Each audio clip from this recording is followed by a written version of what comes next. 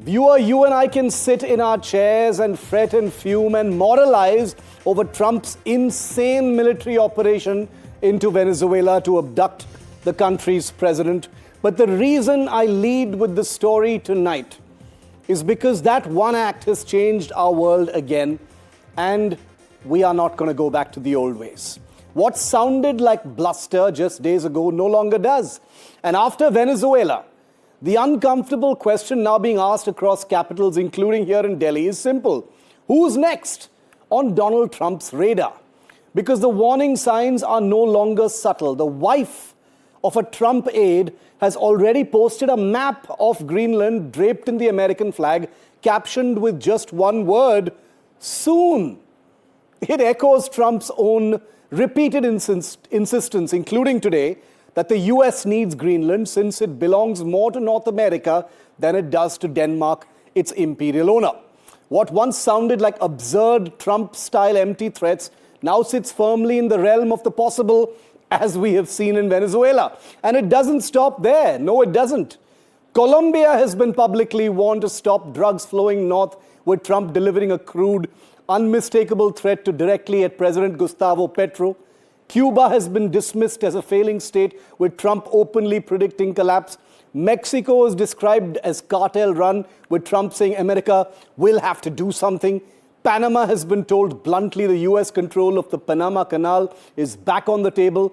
And Iran, let's not forget Iran, has already seen Trump put his money where his mouth is, striking nuclear sites in the past, that's last year, and now issuing intervention warnings amidst fresh unrest. Here is the shift the world has changed, viewer. Venezuela is not some tin pot banana republic, and Iran proved that this is not just rhetoric. Trump has demonstrated that when he talks about force, whether or not you agree with him or even like him, he is willing to use it, and he is oftentimes compelled by visceral defiance by these countries. So please listen carefully tonight, because what was once far-fetched is now entirely in the realm of the possible. This is no longer fantasy geopolitics. Regime change is real. It's a growing global anxiety over who is next. Leaders are scrambling, posturing, even pleading to ensure they're in Trump's whitelist.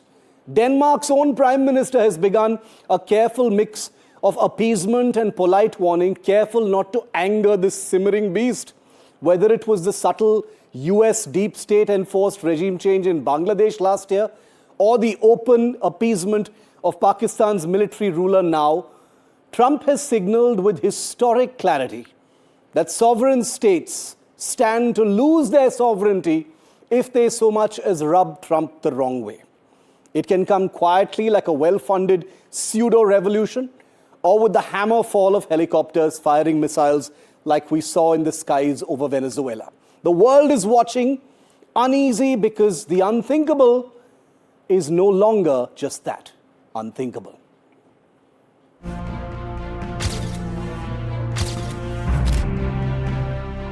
The world's focus is on Latin America at the moment, with Donald Trump issuing a warning to new Venezuelan leader Delcy Rodriguez that she could pay a very big price, probably bigger than Maduro, if she doesn't do what's right. While most people seemingly have their eyes set on the unprecedented situation unfolding in Caracas, Trump has his own set of priorities, threatening one nation after another. Colombia, which is Venezuela's neighbor, was one of the first nations to receive a stern warning from Trump. He hasn't ruled out intervention in Colombia, describing its left-wing president Gustavo Petro as a drug trafficker and a sick man. Petro, on the other hand, has denied the accusations, warning Trump not to slander him. Trump doubled down on his controversial remarks about Greenland, insisting the US needs the Arctic territory for national security, citing alleged Chinese and Russian submarine activity in the region. Greenland's Prime Minister Jens Friedrich Nielsen responded by saying that's enough now and described the notion of US control over the island as a fantasy.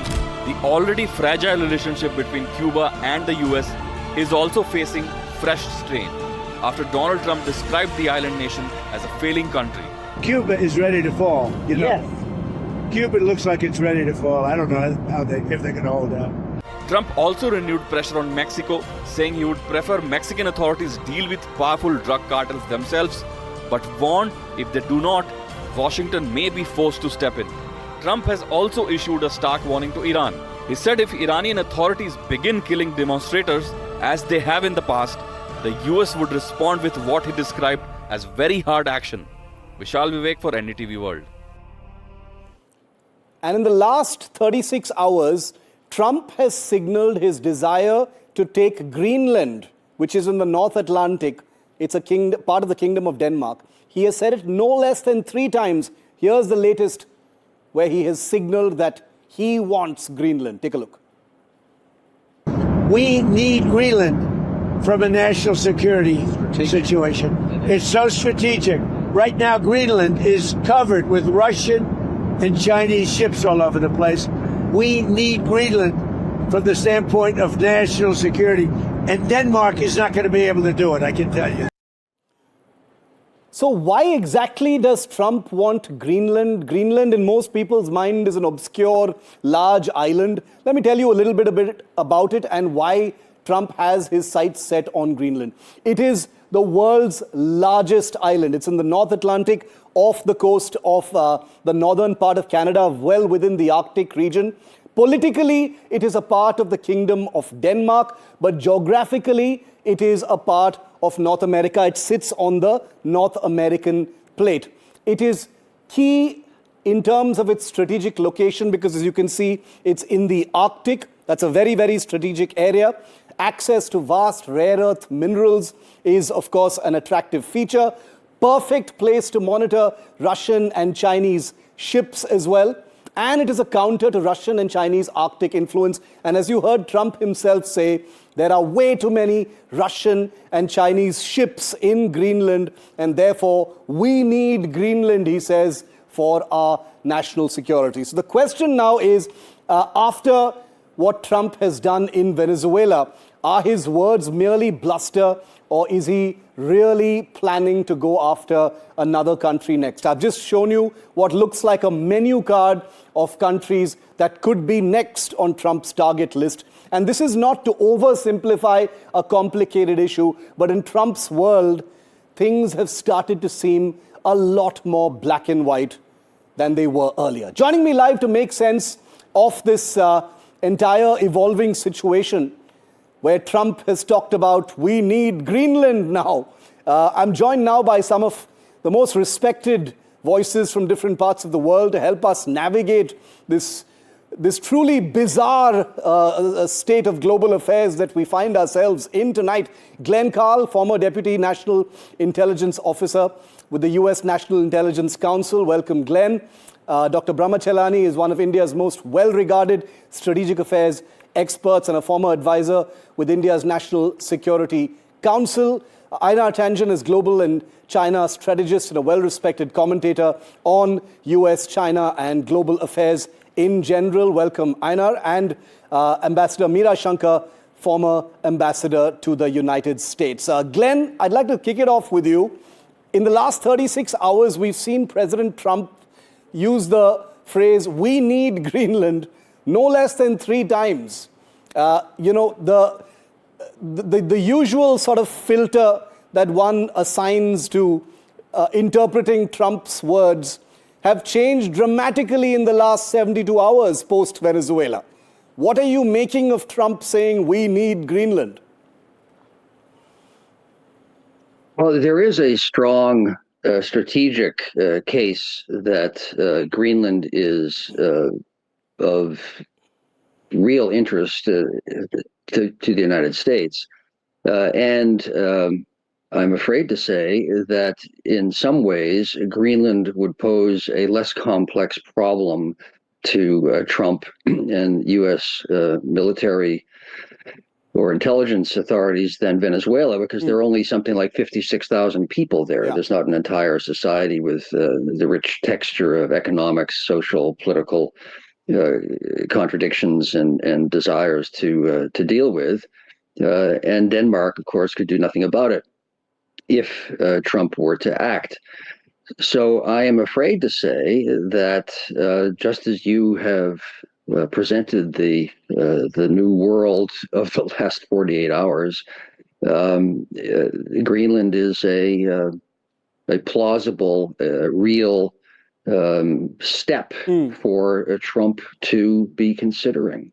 I've expressed no assessment of value, merit, wisdom therein, but from a practical perspective, Trump is not being crazy in that sense. Okay, not crazy and definitely plausible, says Glenn Carle. Ambassador Shankar,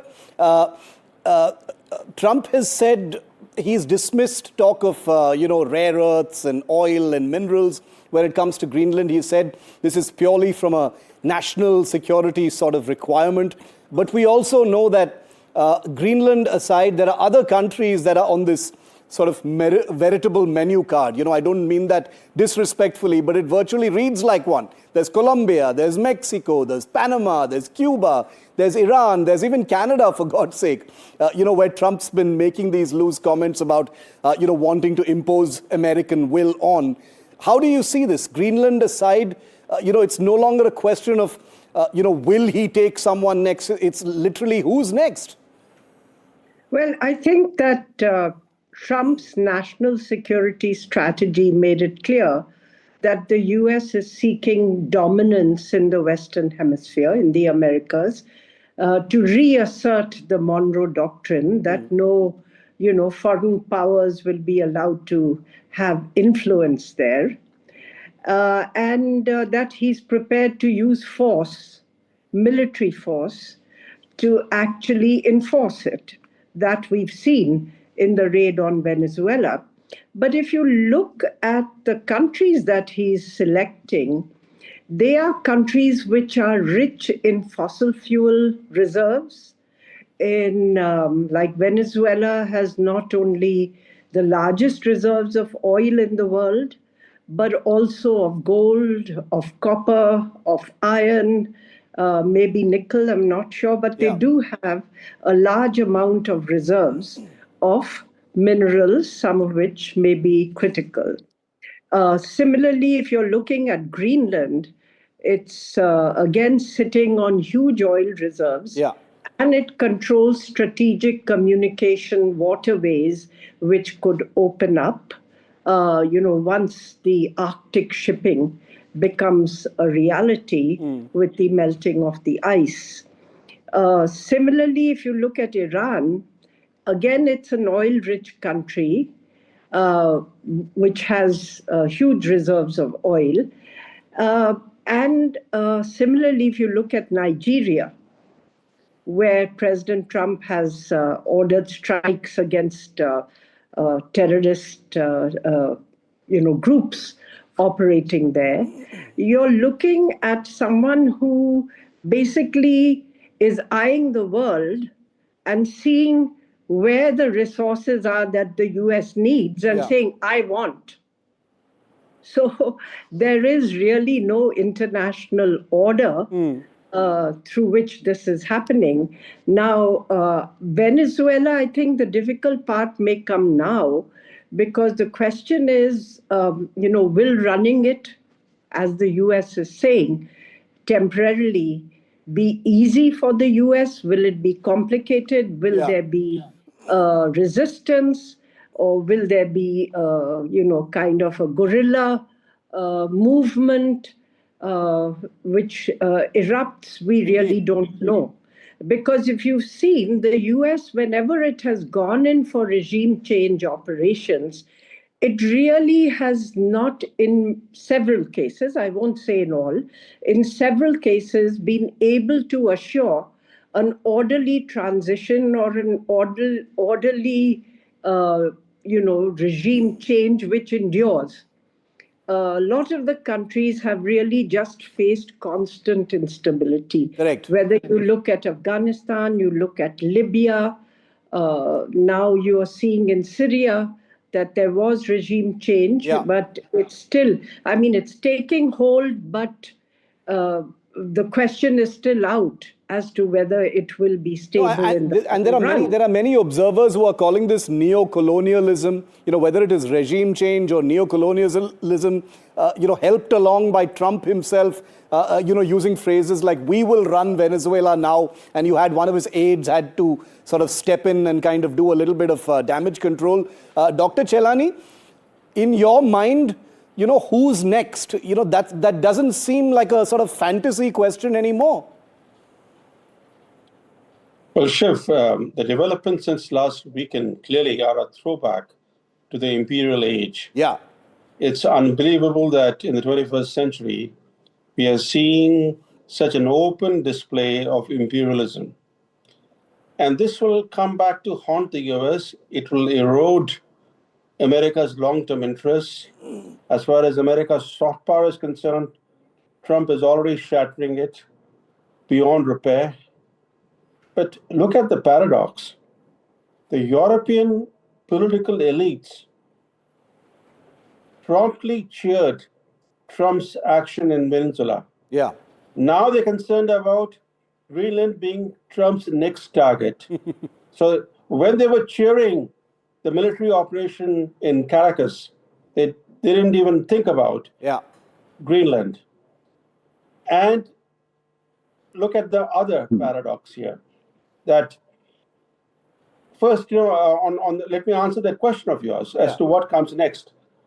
First, it's apparent that Trump feels emboldened by the rapid success that he achieved in Venezuela in capturing Maduro and his wife. But look at what has happened in the past. Well, look at Afghanistan, for example, in 2001. The US forces were quick to evict the Taliban from power. But then they got bogged down in a 20-year war in Afghanistan. Yeah. In Iraq, they invaded Iraq, and soon thereafter, they managed to capture Saddam Hussein. What followed was a military quagmire. The American soldiers who were killed in the Iraq war, well, all of them died, not before, but after the capture of Saddam Hussein. So the easy part of taking out Maduro, that part is over. Yeah. What comes now is going to recoil on the US.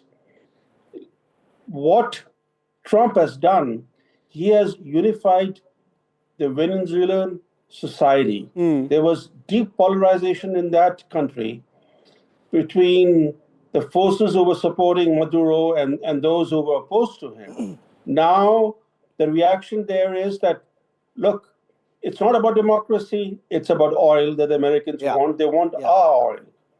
So there's going to be an upsurge of nationalism in that country, and the terrain of Venezuela is quite suitable for insurgencies. And in fact, there are already several major insurgent groups operating in that country. Yeah. The US will not be able to steal that country's oil that easily. In fact, American companies who were tipped off about the military operation, even though Congress was not notified, the US Congress was not told about it, but the oil companies were told about it in advance, as Trump himself has acknowledged. They will have to invest billions of dollars in order to extract oil from there. No, you're right. And given the turmoil that will likely follow, the instability in the turmoil, they will not be able to really be able to exploit the oil resources. No, that's a very, very... Things will come back to haunt the US. That's a hugely important point you make, and I agree when you say, and Ambassador Shankar also said that it won't be the first time that an American intervention has created fertile ground for an insurgency or a guerrilla-style movement or a nationalist movement. We'll have to see how it actually works out in Venezuela. But for a view from the East, from China, Einar, Tangen, how do you read what Trump might actually do next? In his stated ambitions on Greenland, he has said it's a national security requirement because this is a place that is overrun by Chinese and Russian ships. There are the Arctic, shipping channels, as Ambassador Shankar also said. Do you think that's really going to happen? Well, I'd like to ask you a question, or at least to point something out. During these last few days, have you heard any mention of the Epstein files in terms of media? The answer would be no. You haven't heard about the plight of Americans who are facing 40 million Americans facing the doubling of their health insurance policies, the record number of bankruptcies. So this is working for Donald Trump. Regardless of whether, he definitely is transactional. He'd love to take everything he could because he's strong. He's a bully. But it is also working on the political level for him. He's successfully diverted attention away from his weakest points, points which are tearing his base apart. They're not happy. They're the ones who are suffering under his economic policies. And they are certainly very, very interested in those Epstein files, and they feel that he has been less than forthcoming. So you're going to continue to see Donald Trump do what he always does. Remember, it's always about throwing a dead cat onto the table in front of the press and then releasing a bunch of white rabbits. And the press follows them. The fact that we're talking about this and only this, right, is an indication that he is controlling the narrative internationally. The fact that he's doing it through unbelievable, shocking means, abandoning the global order, as my colleagues have pointed out, destroying American soft power, as my colleagues have pointed out, doesn't matter to him. What matters to him most is the moment. He has said many times in his biographies, he gets up every day and tries to maximize that day. He doesn't think about yesterday, doesn't think about tomorrow, just what he can do today. Right now, he's facing these political tests with his own base. This is a welcome reprieve for him, and he's going to continue to use it to divert attention. So you're basically saying that this is a weapon of mass distraction, and it won't be the first time, that an American president has triggered some kind of an external conflict to distract, if you will, the world or maybe even America from what's going on the inside. But I'm glad that Dr. Chellaney mentioned Europe and the United Kingdom, because that comes to part B, and I'd like all of you to stay with me, because that's the second part of my story tonight. Because if there's one part of the world that has sustained more damage, well, perceptionally speaking, than Venezuela in Trump's attack, it is the United Kingdom and the European Union, a continent that ruled the rest of the world less than a century ago, has now been reduced in many people's minds to groveling pathetically in front of Trump. And it is truly an epic and historic sight. When Russia crossed into Ukraine, European leaders found their voice instantly. Moral outrage, thunderous speeches, billions in weapons, red lines, ultimatums, Keir Starmer, Kaja Kallas, Emmanuel Macron, Berlin, Brussels, all loud, all righteous, all absolutely certain about international law, sovereignty, and the rules-based order. But when the United States does something similar in Venezuela, the same leaders suddenly develop a bit of a stutter. It's embarrassing, cringeworthy, how tame nearly every single European leader has managed to sound in the last 48 hours. Statements are vague, language is soft, condemnation disappears, and don't get me started on how these leaders in Europe and the UK have sounded on Trump directly talking about taking Greenland. They have completely whitewashed it. They have abandoned a NATO ally. They've talked about monitoring closely. They've talked about waiting for all the facts. They've talked about being concerned about escalations. Not a single sharp word aimed at Washington in support of their ally. Starmer's Britain rushes to clarify it wasn't involved in what happened in Venezuela. The EU talks about the Venezuelan people while carefully tiptoeing around the man who ordered the operation. Not a single word about Greenland. Europe's global leadership was dead some decades ago, metaphorically speaking. This was merely a reminder in most people's view. This is a continent that has never hesitated to lecture the global south, including India, about democracy, borders, and intervention. A continent that made moral instruction its favorite export. Yet, faced with the US president they cannot domesticate, Europe shrinks into itself in a historic way. To be fair, Europe's anxiety, not saying a word, being very, very careful, even when Trump says he will take a part of Denmark, is understandable at one level. Trump has made it clear that even NATO allies aren't safe. Denmark is watching nervously as Greenland is casually discussed like a real estate asset. Now, post-World War II treaties, alliances, taboos, Trump has shown that he would rather treat them with open irreverence. And the snooty, highbrow politics of Europe just doesn't know how to deal with it. And that is why Europe is paralyzed in some ways. If you look at the British media right now, it is embarrassing.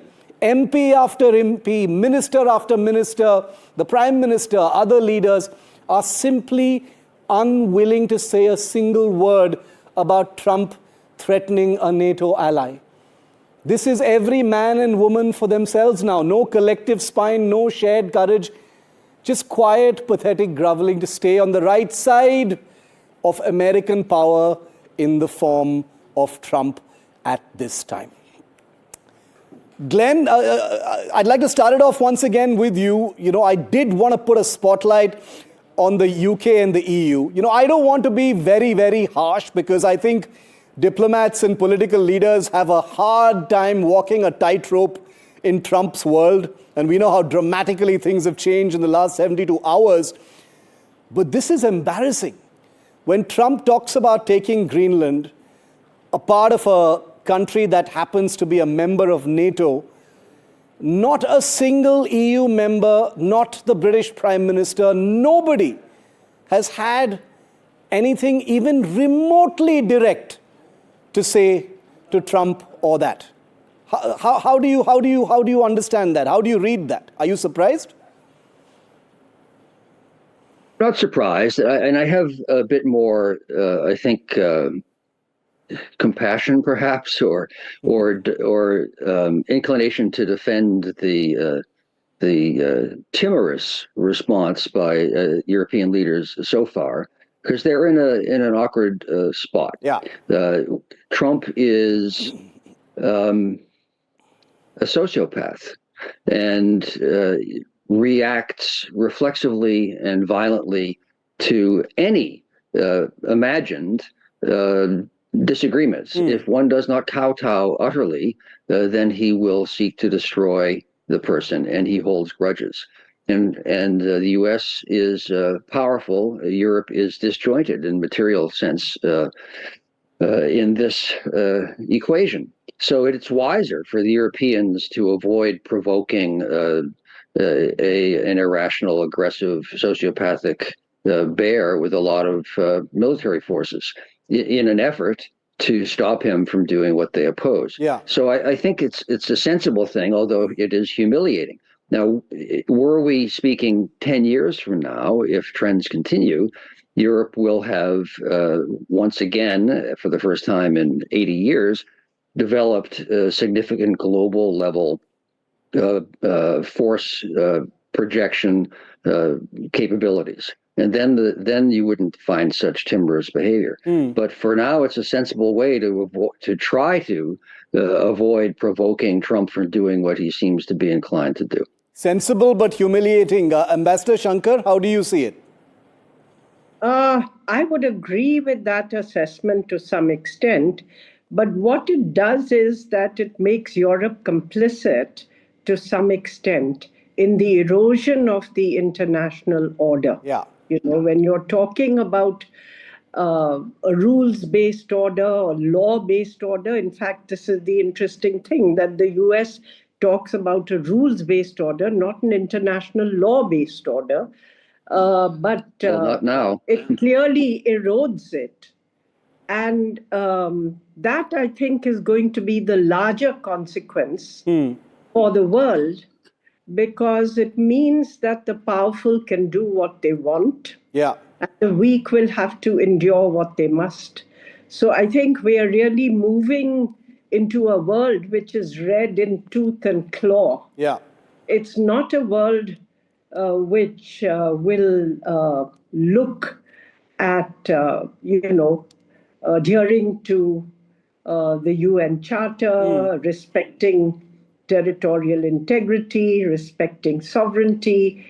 And of course, there are very visible double standards, as we've seen both not just with regard to Venezuela. I think the whole world has kept silent with regard to Gaza.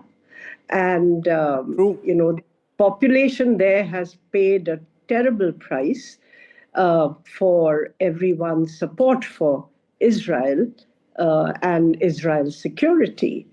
And now you're seeing it again with regard to Venezuela. You're seeing it again with regard to Greenland. So I think this is going to be the larger casualty.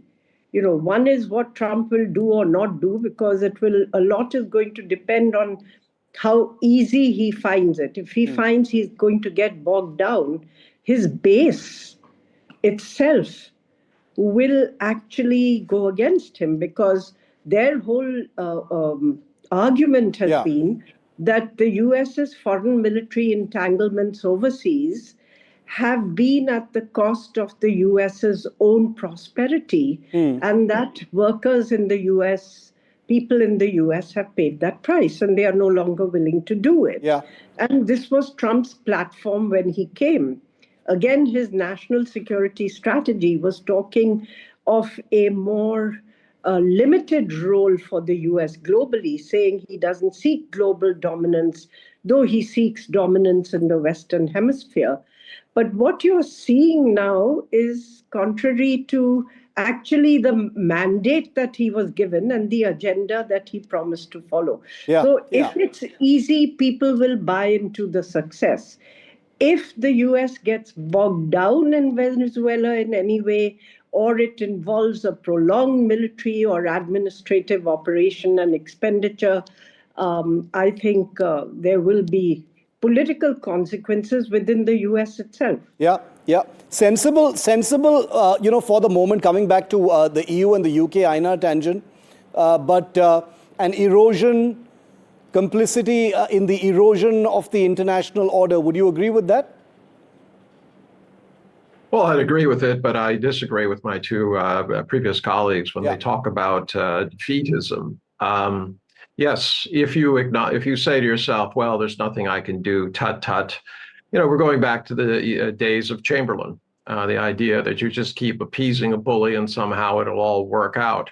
You think for one instance, if Donald Trump was able to establish complete hegemony over everything from Greenland down to Argentina, that he would stop there? I think. But the other thing you have to realize is his nickname, Taco. Trump always chickens out. And the reason I mention that is there is a way forward. And it is for the global South and the stands to gather together, not on as an organization or anything like that, but just gather together and say to the US, enough. Stop this erosion of the international laws. And we're not going to fight you militarily, but you cannot fight all of us. And we will start imposing trade sanctions on you. Your resources will be more expensive. We will not accept your goods. And you can kiss all these services goodbye. We'll put tariffs on them. If that happens, Trump would live up to his nickname. He would have no choice but to chicken out and find some other dead cat or white rabbits to release in front of the press to try to get them away from his internal issues. So I reject this idea that we should all just give in and that this is some sort of chess game. This is our lives. This is the future of our children and our grandchildren. The idea that you can somehow appease a monster and he'll go away sometime. Well, that's been tried before. Didn't work. And I would somewhat agree with that, especially when the red lines we're talking about here, pertain to a NATO ally. In some ways, it can be understood, the prevarications and the obfuscations when it comes to Maduro and Venezuela. But when it comes to Europe, when it comes to Greenland, it's much more explicit and it becomes more apparent. The one thing, and I'd like all of you to stay with me once again as I move to part 3 of this story, which is that Trump has always talked about reminding the world of American military power. So I did want to put a bit of our spotlight tonight on the US Delta Force. This is the group that most people in a few weeks might actually forget was responsible for this incredibly complicated operation where the US entered a sovereign nation, attacked it, when were able to abduct its most protected citizen, its president. This is what the US Delta Force did and what it's all about.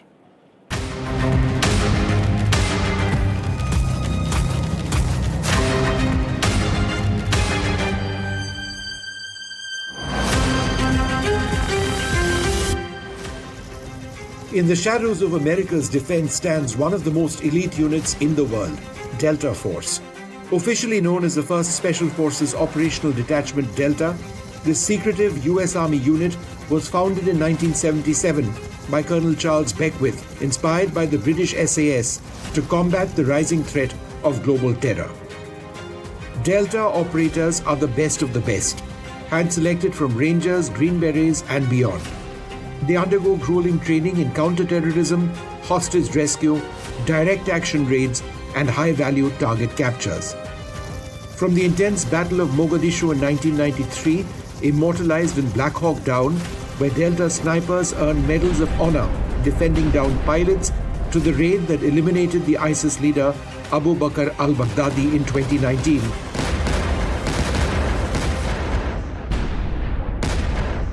And most recently, the capture of the Venezuelan leader Nicolás Maduro in Caracas during Operation Absolute Resolve, along with countless classified missions in Iraq, Afghanistan, and beyond.